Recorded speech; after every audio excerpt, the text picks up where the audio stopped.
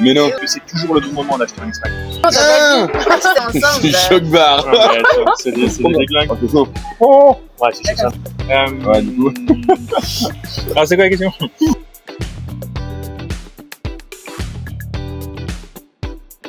Alors, faire confiance aux agences immobilières et penser que ce qu'ils vont voir sur les plateformes, sur Internet, sur les sites de vente, c'est réel et qu'il n'y a pas de problème. Si une agence immobilière, elle l'a en vente, ça veut dire qu'il n'y a pas de problème. Non, au contraire. Un côté naïf aussi. Très naïf. Côté naïf qu'on peut avoir en France, en Belgique, etc. On pense que tout est cadré. Exactement. Encore une fois, le notaire fait tout en Belgique et en France. En Espagne, c'est pas le cas. Et c'est un petit peu le Far West.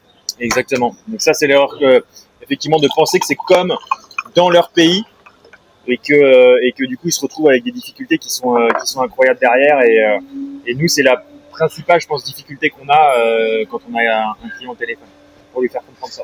Il faut pas trop faire confiance aussi, genre via Insta. Non, pas du tout. T'as une grande partie où en fait c'est des biens poubelles entre guillemets, c'est-à-dire que c'est des biens qui n'arrivent pas à se vendre. S'ils se mettent sur Idealista, c'est qu'ils n'arrivent pas à se vendre. Un. Et de deux, vu que c'est pas réglementé, tu peux très bien vendre un bien qui est complètement illégal en Espagne. Donc, tu vas avoir aussi une grande proportion de biens qui vont pas du tout être dans la légalité, qui vont avoir des dettes, etc. En fait, il faut surtout pas se fier à ce genre de site. On va dire 80%, 90% des biens qu'on voit qui sont publiés, l'agence n'a même pas de mandat de vente du propriétaire. Donc c'est souvent aussi la récupération de photos, on fait rapidement et on en voit énormément. Donc, qui dit pas de mandat de vente, dit pas d'autorisation de mettre en vente. Exactement. Donc en fait, ils mettent des biens en vente qui sont même pas à eux. Tu vois, ils vont prendre des photos de photos, ils vont demander des photos à des copains, etc.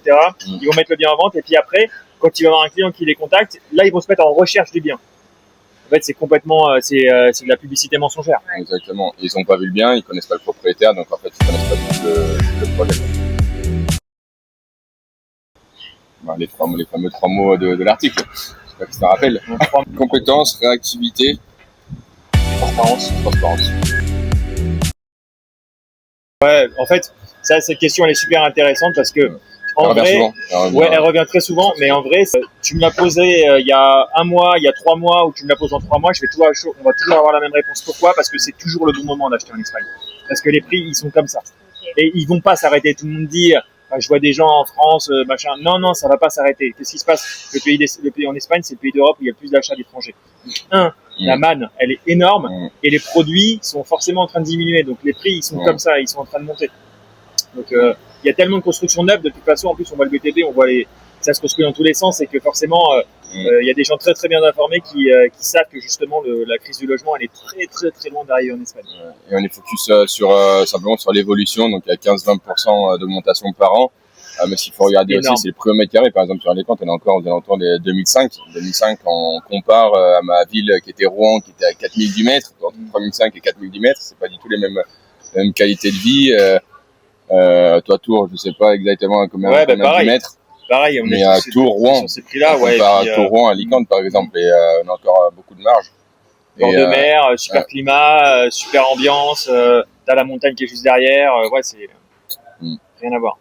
Et les achats aussi se font majoritairement au comptant, donc il n'y a pas l'aide de la banque, il n'y a pas de financement ou très peu, donc ce qui fait que le marché il est assez stable. Il n'y a pas de risque comme on pouvait l'avoir dans les années 2007-2008. Et quand il y a financement, il y a beaucoup plus de solidité au niveau du profil. Voilà, le fameux taux d'endettement des 35%, et il y a un apport aussi à mettre.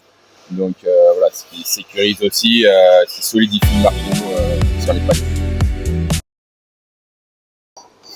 Ça dépend du projet. En fait, est-ce que c'est mieux d'investir en courte durée, en longue durée? En fait, toutes ces questions-là, tu peux pas faire du général. Ça dépend de ce que toi tu as envie, de ce que tu as besoin pour toi, pour tes finances, pour ta famille, ça dépend du profil de la personne. Une particularité aussi dans le neuf ici en Espagne, c'est que on achète sur plan. Sur plan, ça se vend très rapidement comme des petits pains. Donc le client doit attendre 1 an, 1 an et demi. Et quand il y a les clés de l'appartement ou de la maison, il peut directement faire une plus-value tellement que le marché augmente très rapidement. Exactement. Et il y a même ces dernières années vraiment des investisseurs qui sont mis à acheter du neuf rien que pour faire de l'achat-revente une fois que c'était construit, quoi. Exactement. Là, on est sur on peut parler des promotions qu'on a aussi. On a des promotions en direct où tu as plusieurs phases. Ils construisent un immeuble. Sur l'immeuble, ils ont déjà tout vendu sur plan. Ils sont sur la 2e phase où c'est presque vendu. Et la 3e phase, en fait, chaque phase, qu'il y a, je sais pas, il y a peut-être 6 mois, 1 an de délai de livraison entre chaque phase, et les prix, ils augmentent déjà de 10, 15, 20% à chaque fois sur chaque construction d'immeuble, alors que ce sont les mêmes appartements. Ouais, exactement. Donc c'est pour te dire que les prix ils sont comme ça. Même service. Si c'est pour de l'investissement locatif, on va pas donner parce que on donne les tips à nos clients uniquement. Tu recherches quoi quand tu es de l'investissement locatif? Tu recherches de gagner le plus d'argent possible par rapport à ta mise de départ. Donc, pour gagner le plus d'argent possible, il faut trouver des zones où tu vas être dans ta fourchette de budget, et de 2, il va falloir chercher une très forte tension locative. D'accord? Mais ça, forcément, on le dit uniquement à nos clients, ces zones-là. Et c'est pas les zones les plus connues. Très loin de là. 5 ans, c'est beaucoup trop long pour nous. C'est énorme. C'est beaucoup trop long parce que aujourd'hui, comme Thomas il dit, c'est même pas une caricature. De mois en mois, il se passe beaucoup de choses dans notre boîte. On va très très vite. On a la chance d'avoir créé une boîte qui est super attractive pour les gens et qui veulent bosser avec nous, et on a des profils super intéressants. Et au niveau de notre façon de travailler, on a une clientèle qui est constante et qui est de plus en plus importante. Aujourd'hui, j'ai même envie de te dire, j'ai du mal à me projeter, je sais pas toi, mais moi j'ai du mal à me projeter sur 1 an.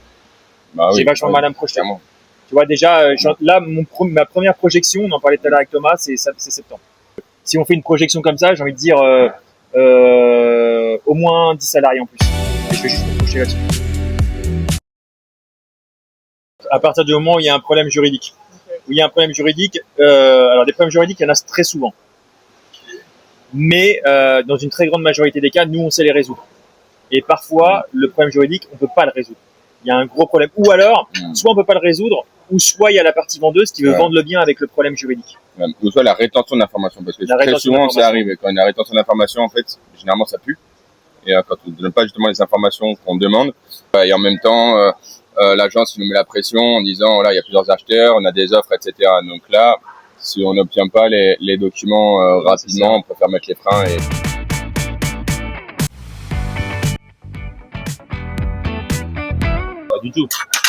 Pas du tout, et beaucoup. Même pas certaines, c'est beaucoup, la grande majorité. Ils sont là pour travailler avec le vendeur, leur client c'est le vendeur. Ici, le notaire il vérifie rien, donc en fait, tu peux dire ce que tu veux au client acheteur. S'il n'est pas informé, s'il n'est pas accompagné, il n'y a personne qui va le protéger. Personne. Une très grande majorité des agences. C'est pas certaine, c'est une très grande majorité, malheureusement. Et vous, du coup, c'est le contraire. Nous, c'est du côté de l'acheteur. Exactement. Nous, on est du côté de l'acheteur. On s'occupe de l'acheteur, de ses intérêts, que ce soit au niveau financier, fiscal, et aussi et surtout juridique. Complètement.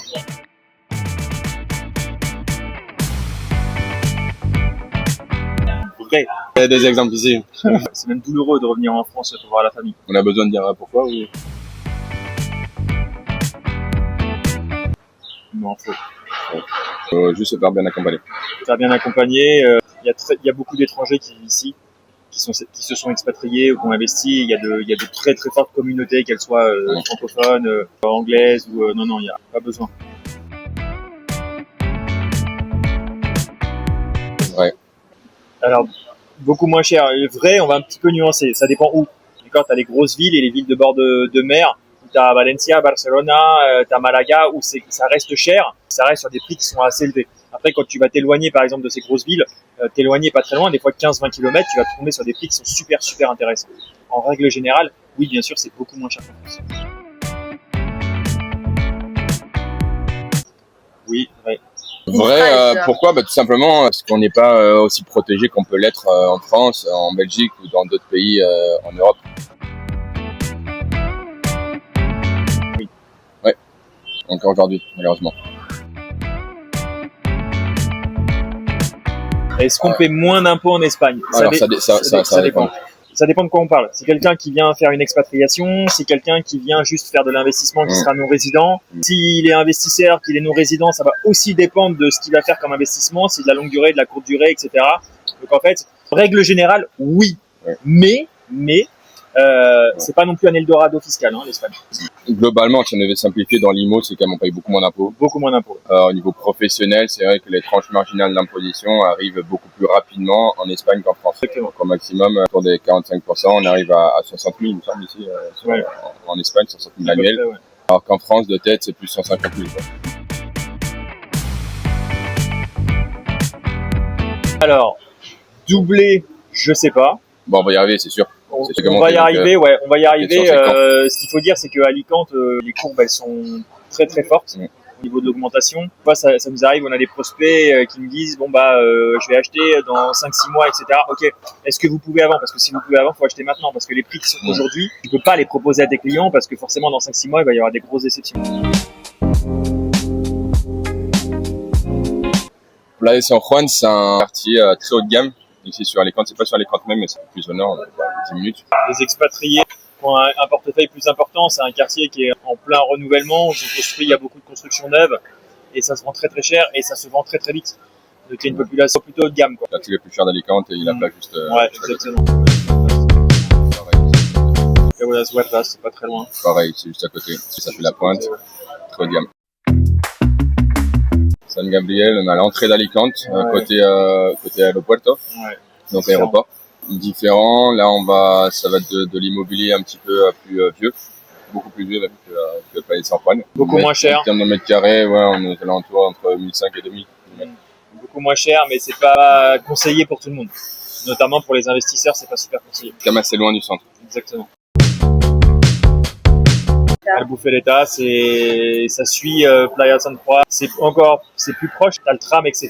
et c'est assez cher. Très bien situé. Je pense que c'est le centre et là c'est très très cher et encore une fois ça dépend. 3000, ça dépend vraiment des zones, ça peut vraiment varier selon les rues, mais alors Carolinas, on a deux, il y a le Altas et le Barras. Le Barras c'est celui qui est plus proche du centre. La zone investisseur, je dirais. La zone investisseur, quoique actuellement, c'est vrai que les prix ont augmenté. Il y a encore des stratégies d'investissement qui fonctionnent dans ces zones-là. Au niveau de la population, c'est populaire. On est proche du centre. Il y a de plus en plus d'expats aussi. Ça devient très très cher. Carolinas Altas, c'est un peu moins cher et justement les gens ils sont en train d'acheter dans cette zone parce que c'est plus accessible. Galminette, c'est une zone qui est un petit peu au nord d'Alicante, qui est bien située parce qu'elle est à côté de la voie rapide, qui permet de bouger très rapidement. On est desservi et là-bas on a des résidences qui sont assez récentes aussi, dans les années 2010. Donc piscine, sécurisée, etc. Et c'est des appartements qui sont quand même amples, donc il y a de la surface, c'est souvent du 3-4 chambres. Pareil, tous les immeubles ont des ascenseurs. Contrairement par exemple à Carolina, San Gabriel, etc., où l'immobilier est un petit peu plus vieux. Bonne zone pour vivre toute l'année. Alors Villa del Remedios fait partie des quartiers qui sont ultra populaires. C'est pas le meilleur quartier pour vivre, ça c'est certain. C'est pas super bien desservi en plus, c'est pas très quali au niveau des commerces, etc. C'est pas très beau. Par contre, c'est une zone qui peut être intéressante pour des investisseurs. Alors la meilleure zone, ça dépend de ce que tu recherches. Si tu recherches à vivre à Alicante, c'est Carolinas Barras. Ouais, c'était un beau budget Galminette au Playa San Juan. Bufaleta aussi, c'est vraiment pas mal. Ça met sous-côté Bufaleta. On est entre tout, on est bien situé aussi. C'est tranquille. Pas trop cher encore. Ça va? Ça va encore. Ouais, il y a les quartiers aux alentours du centre-ville, c'est vrai que c'est assez bruyant. D'ailleurs, les riverains se plaignent souvent. Carolinas Barras. Parce que tu es proche de tout. T'as pas des grands immeubles, t'as des rues elles sont pas piétonnes, mais elles sont tellement petites qu'il y a peu de passage. Il y a de la tranquillité dans cette zone.